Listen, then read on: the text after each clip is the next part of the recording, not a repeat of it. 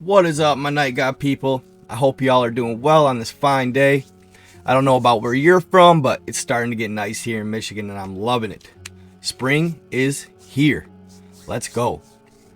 So, with that, I'm going to talk about something a little different today. For those of you that know anything about U.S. presidents, you know Abraham Lincoln has always stood out as one of the best presidents to ever run this country. Mostly known for abolishing slavery, Abraham Lincoln accomplished a lot in his shortened career, I guess you'd say.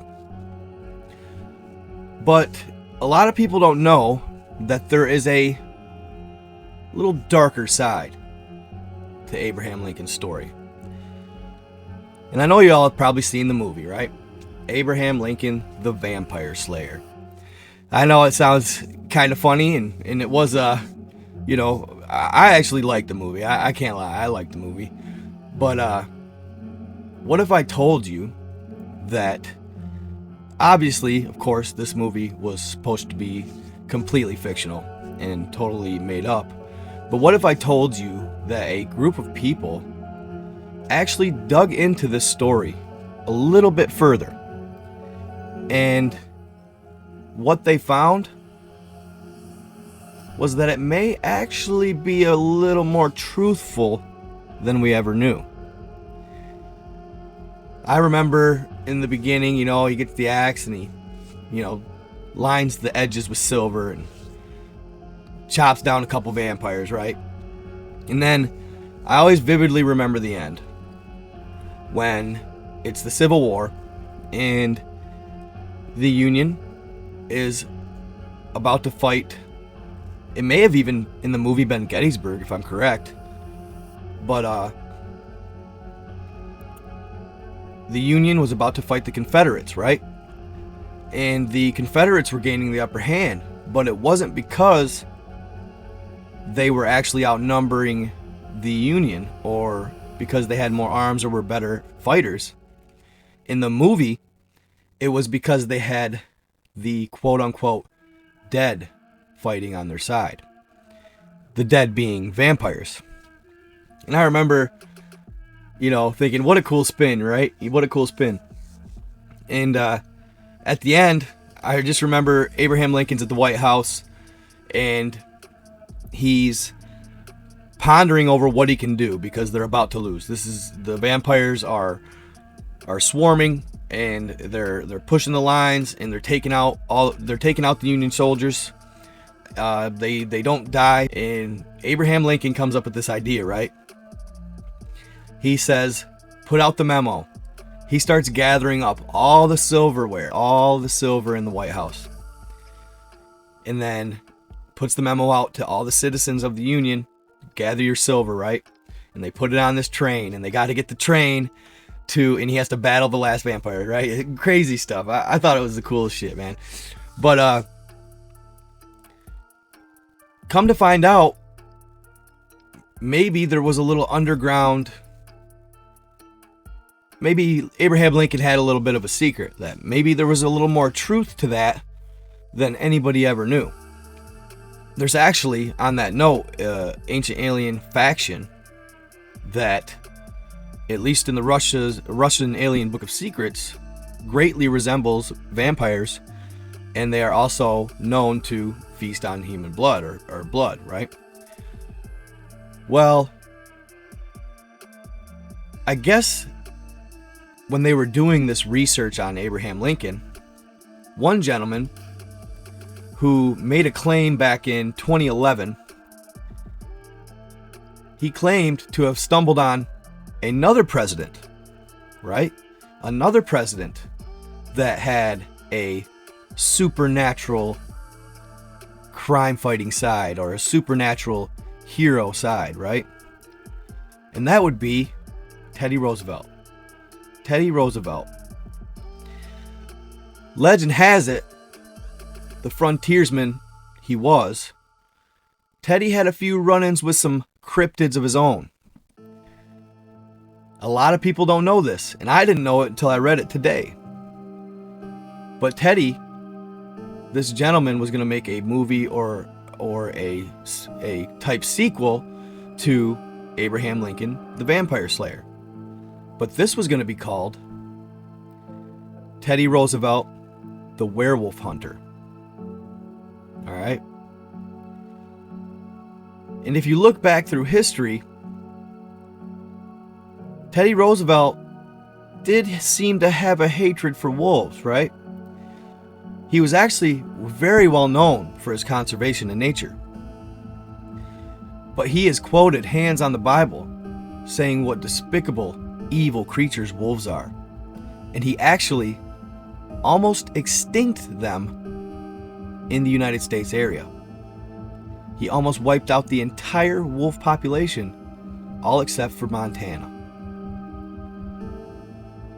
And what people don't know is there's a story behind that. And he wrote it in one of his books. This is the story I'm going to read to you guys today. Now, keep in mind, the person he uses in this story is a gentleman named Bauman. If you look it up, there is a gentleman from Germany, they said he was from Germany, named Bauman, that possibly was acquainted with Roosevelt. But many believe that in fact, it was not Bauman in the story, but it was Roosevelt. So keep that in mind as I'm reading this story. It's very interesting and very intriguing. Some believe it's Bigfoot, while others believe it's Dogman. And Dogman's lore runs deep in the United States, all the way back to the native tribes. Cryptids that walk on 2 feet, half man, half canine. There's stories that cover the entirety of the United States. Michigan is actually a very popular Dogman state. Also, Kentucky, the land between the lakes, which is a story I'm going to cover later.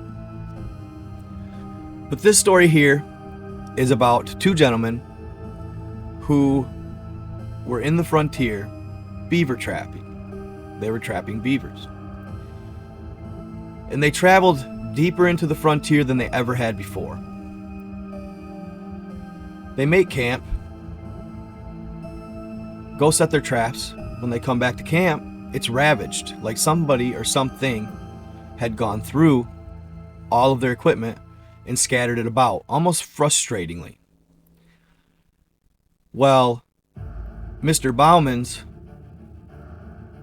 partner there saw some tracks, and he followed them. He walked with his light, he grabbed a piece of wood from the fire, walked with his torch, followed the tracks for, say, 50, 100 yards, came back.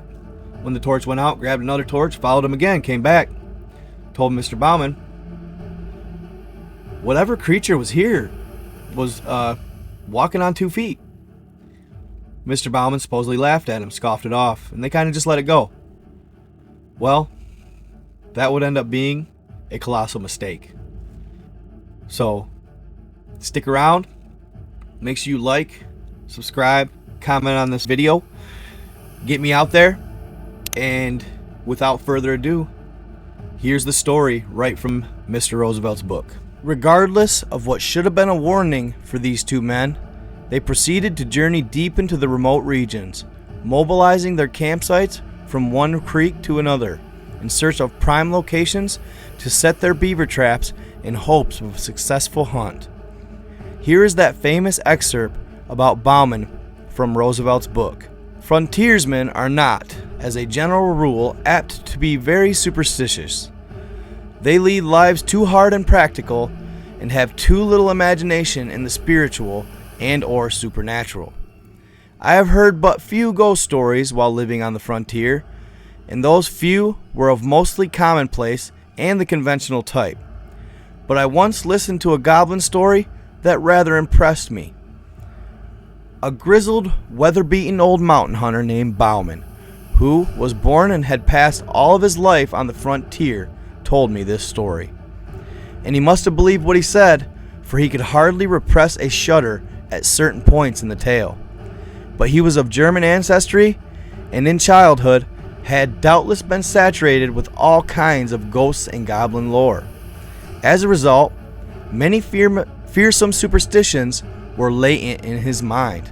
Besides, he knew well the stories told by the Indian medicine men in their winter camps, lore of snow walkers and specters, which are spirits, ghosts, and apparitions, the formless evil beings that haunt the depths of the forest, and dog and waylay the lonely wanderer, who after nightfall passes through the region in which they lurk.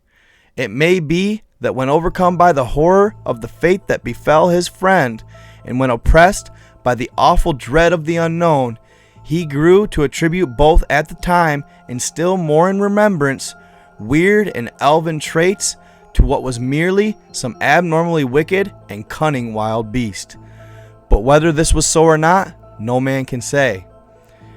When the event occurred, Bauman was still a young man and was trapping with a friend among the mountains, dividing the forks of the salmon from the head of the Wisdom River.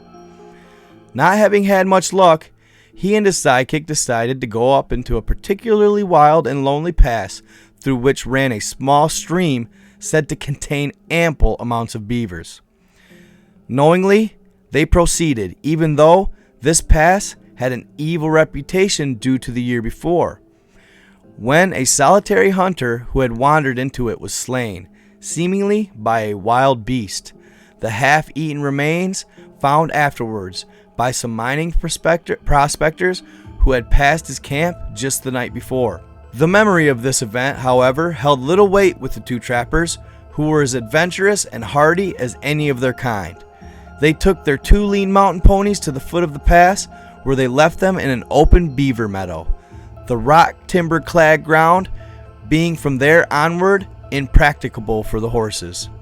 They then headed out on foot through the vast gloomy forest, and in about 4 hours reached a little open glade where they proceeded to make camp, as signs of game there seemed plenty. At the time, there was still an hour or two left of daylight, so after building a brush lean-to, then throwing down and opening their packs, they started upstream. The country was dense and hard to travel through, as there was much down timber. Occasionally here and there, the somber woodland was broken by small glades of mountain grass. At dusk, they got back to camp. The glade in which it was made was not but maybe 10 yards wide, the tall, close-set pines and firs rising around it like a wall. On one side was a little stream, beyond which rose the steep mountain slope, covered with the unbroken growth of evergreen forest. They were surprised to find that during their absence, something, possibly a bear, had visited camp and rummaged about their things, scattering the contents of their pack and in sheer wantonness destroying their lean-to as well. The footprints of the beast were quite plain, but at first they paid no particular heed to them, busying themselves with rebuilding the lean-to and laying out their beds and stores, then lighting a fire. While Bauman was making supper, it being that dark had already fallen, his companion began to examine the tracks a little more closely, and soon took a brand from the fire to follow them up the mountainside, where the intruder had walked along a game trail after leaving camp. When the brand flickered out, he returned, took another, repeating his inspection of the footprints very closely. Coming back to the fire, he stood by it a minute or two, peering into the flames. He then suddenly remarked, "Bauman, that bear has been walking on 2 legs." Bauman laughed at this, but his associate insisted that he was right, and upon examining again the tracks with the torch, they certainly seemed to be made but by 2 paws or 2 feet. However, it was much too dark to be absolutely sure. After discussing whether the footprints could possibly be those of a human being, and coming to the conclusion that they could not be, the 2 men rolled up their blankets and went to sleep under the lean-to. But around midnight, Bauman was abruptly awakened by a slight noise. He quickly sat up in his blankets. As he did so, his nostrils were struck by a strong, wild beast-like odor. He sat up and caught a glimpse of the massive silhouette looming in the darkness at the entrance of their lean-to. Reaching for his rifle, he grasped it and fired at the vague, threatening shadow, but must have missed, for immediately afterwards, he heard the crashing of the underbrush as the creature, whatever it was, raced off into the impenetrable blackness of the forest that night. After this, the two men slept very little, sitting up by the rekindled fire, but they heard nothing more. In the morning, they started out to look at the few traps they had set the previous evening, while setting up new ones. By an unspoken agreement, they kept together all day that day, and returned to camp that evening.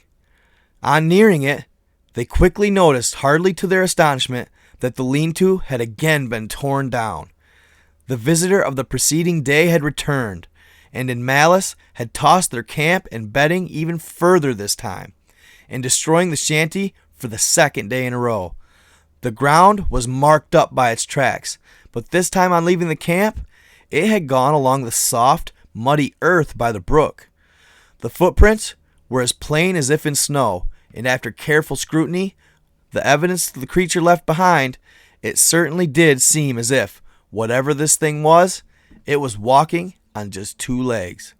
The men, now thoroughly uneasy, gathered a great heap of dead logs and kept up a roaring fire throughout the entire night, either one or the other sitting on guard the majority of the time.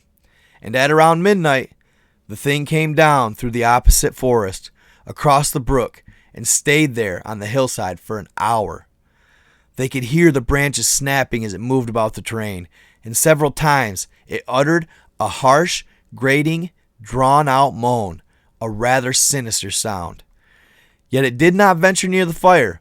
In the morning, the two trappers, after discussing the strange events of the last 36 hours, decided that they should shoulder their packs and leave the valley that afternoon. They were more than ready to do this because in spite of seeing a good deal of game sign, they had caught very little fur. However, it was necessary first to go along the line of their traps and gather them, and this they started out to do. All morning they kept together, picking up trap after trap, each one empty. Upon first leaving camp, they had the uneasy feeling as if they were being followed. In the dense spruce thickets, they occasionally heard a branch snap after they had passed, and now and then there was a slight rustling noises coming from the small pines to the west of them. At noon, they were within a couple miles of camp. In the high, bright sunlight, their fears almost seemed absurd to the two men, accustomed as they were, having been through long years of lonely wandering in the wilderness, facing every kind of danger, from man to brute to the elements. There were still 3 beaver traps to collect from a little pond in a wide ravine nearby. Bauman volunteered to gather these and bring them in, while his companion went ahead to camp to make ready the packs. Upon reaching the pond, Bauman found 3 beavers in the traps, one of which had been pulled loose and carried into the beaver house. It took him several hours in securing and preparing the beaver, and when he started homewards, he marked, with some uneasiness, how low the sun was getting. As he hurried towards camp, under the tall trees, the silence and desolation of the forest weighed on him. His feet made no sound on the pines as he moved through slanting sun rays beaming about the massive tree trunks. This made a gray twilight in which objects at a distance glimmered indistinctively. There was nothing to break the gloomy stillness which, when there is no breeze, always broods over the somber primeval forests. At last, he came to the edge of the little glade where they had been camping and shouted his friend's name as he approached. No answer. The campfire had gone out, though the thin blue smoke was still twisting upwards. Near it lay the packs, perfectly wrapped and arranged. At first, Bauman couldn't see anybody, nor did he receive an answer to any of his calls. Stepping forward, he again shouted, and as he did so, his gaze found the body of his friend, stretched out beside the trunk of a large fallen spruce. Rushing towards him, the horrified trapper found the body was still warm, and that his neck was broken, while on his throat there were 4 large puncture wounds, accompanied by ravaged flesh, as the creature tore into him as a wolf does its prey. The footprints of the unknown monster were left printed deep in the soft soil. This told the entire story. The unfortunate man, after having finished packing, sat down on the spruce log with his face to the fire and his back to the dense woods, while anxiously waiting for his companion. It was at this moment his monstrous assailant must have been lurking in the woods waiting for a chance to catch one of the adventurers off guard. When the opportunity presented itself, it came up behind him, silent and swift, walking with long, ghost-like steps, all the while still on two legs. He did this apparently unheard by his friend, and he was able to reach him. That's when he grabbed his head and wrenched it back with his front paws, snapping it like a twig, while at the same time burying his razor-sharp teeth in his throat, nearly ripping it out. For some reason, it had not eaten the body, but it was obvious it had romped and gambled about in gloating and ferocious glee after getting the kill. It even occasionally rolled over the body, leaving its scent as a warning to whoever was next, and had then fled back into the soundless depths of what now seemed like an evil woodlands. Bauman was utterly unnerved, and believing that the creature with which they were dealing with was something either half human or half devil, some terrible goblin-like beast. He quickly abandoned everything but his rifle and struck off at a high speed down the pass, not halting until he reached the beaver meadows where the hobbled ponies were still grazing. He immediately mounted one, then tied the other behind him, and he rode onwards through the night until far beyond reach of this evil creature. And that's the end. He ends up getting away, but his friend loses his life. So, interesting, right? It's interesting for Roosevelt if it's not him in the story. I just, for some reason, believe at my core that the Bauman gentleman was Roosevelt. I believe that Roosevelt had to put he put the story in for a reason, but he had to cover his tracks. He did not want to expose the fact that he was the man in the story and that it was a werewolf. But, a lot of people don't believe in werewolves. It's starting to gain more traction, and it's actually more commonplace than you think. And in fact, in doing stories on werewolves, I've had a number, probably, I would say maybe close to 5 or 6 people hit me up with genuine werewolf encounter stories where they were absolutely terrified but made it out alive, obviously, if they're hitting me up, right?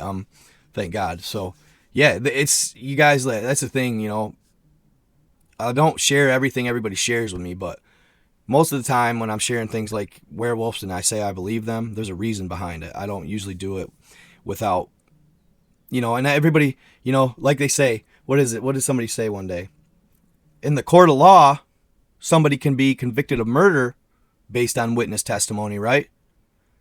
But when you get witness testimony about a mythological being like dragons or werewolves or Sasquatch, that ain't enough.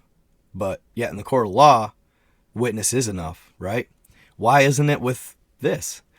I just I thought that was a very intriguing point that a cryptid or cryptologist on YouTube had made that point, and I thought that is a solid point. Why is it? And I've always said to you guys, and for some reason, it doesn't seem to be credible in the game that I'm in the niche, the niche. But you're not allowed to go on just witness testimony only, even if 5, 10, 15, 20, 1,000. How many have there been for aliens? Tens of thousands of witnesses. But it's not good enough. You need physical evidence, right? Yeah. It's just kind of odd. But anyway, also, I wanted to say a little something too. One day I was watching this video on TV about this gentleman who was on vacation with his wife, and they ran into, on the coast, they ran into a weird scenario where a werewolf kind of approached them after they had broken down. But I remember something that he said at the end of this gentleman, and it was one of those shows. It was actually, I think, it was on Travel Channel, like Paranormal Caught on Camera or something.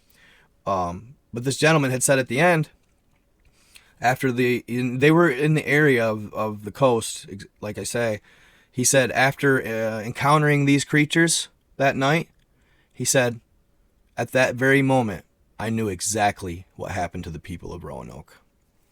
That one gave me chills. I couldn't believe it. I thought, whoa, no. Makes sense, right? Makes sense. Could be, could be.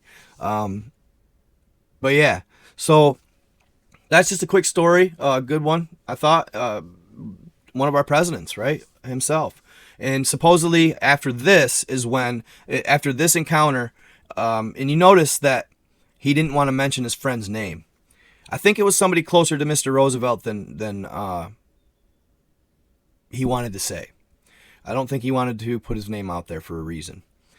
I just feel like it was a traumatizing experience for our president back then, and that's why he went back and he made a wolf is a beast of waste and desolation.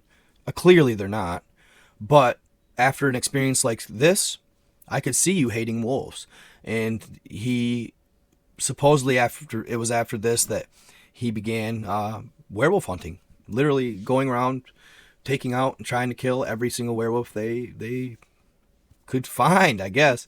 How much, I mean, is it on paper? No.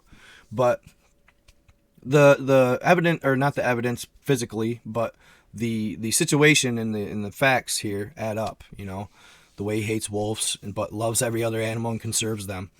Just kind of interesting, But I'm going to tell another story after this about werewolves, and then maybe we'll move on to something else. I just kind of wanted to lighten the mood a little bit on the firmament and all that stuff, and just tell a good story. That's kind of what got me started. I like telling stories. So on that note, though, real quick side note, guys. I went ahead and I posted, and I'm going to start posting more, but I went ahead on my webpage, okay, nightgod333.com. I shared recently, and I pinned it to the top if you guys want to check it out, some of my Google Earth finds, all right, that I just deemed, well, I shouldn't say they're all mine. I'm going to recant that statement. There's a couple of followers, actually. I should give them a shout out. You know who you are. If you guys want, comment on your video or whatever. 2 of the videos that I got were from a couple of my followers, and they're really good. I outline them. I go through and I zoom in. And I zoom in and I outline them and record it so you guys can see what I'm seeing. I outline it. So that should help you guys kind of understand what I'm looking at. Because I know it's hard. If you're not a heavy Google Earther, it's hard to see it. But I got some pretty intriguing stuff. I think that you guys, I figured that I'd tell you at the end of this video to go check out. And I'm going to probably start posting a little bit more on there. And maybe try to post some edgier stuff on my webpage. So nightgod333.com, nightgod333.com. My page is set up in a format where it's simple. It's multiple pages, but everything's stacked. And it's all my stories. And I always pin my most recent at the top, and that would be the Google Earth searches, and then the firmament's right under that. So do yourself a favor and check those out. They're pretty cool. I haven't shared my most, to me, significant find, but I did throw in some good ones. So make sure you check them out. And check out my page after that if you want. Like, give a comment, get a little activity going on there. I kind of like to kind of start moving that page a little bit and trying to get some followers and some frequency there. So that would be great, guys, if you do that for me. And it's a treat for you too, because like I said, I've been kind of suppressing or holding back a lot of my Google Earth stuff because it's too much, probably. Yeah, I'm pretty excited about it. I just decided to do that the other night. So yeah, check that out, guys. I hope you liked the story. I'm going to continue with more content on these beings, these cryptids, the dogman or the werewolf. The next story is going to be the Land Between the Lakes murders. And these guys are intense. They're gnarly as hell. So you're going to want to hear that. And hey, I love you guys. You guys are awesome. Best group of followers on the planet right here. So thank you so much for your support and helping me get where I am. I love you guys. Make sure you stay in the light, stay kind to others, and most of all, love yourself, man. At the end of the day, love thyself. You got any good stories? Send them my way, nightguy87@protonmail.com. Thank you guys. Thank you. And you have a wonderful day. I am out.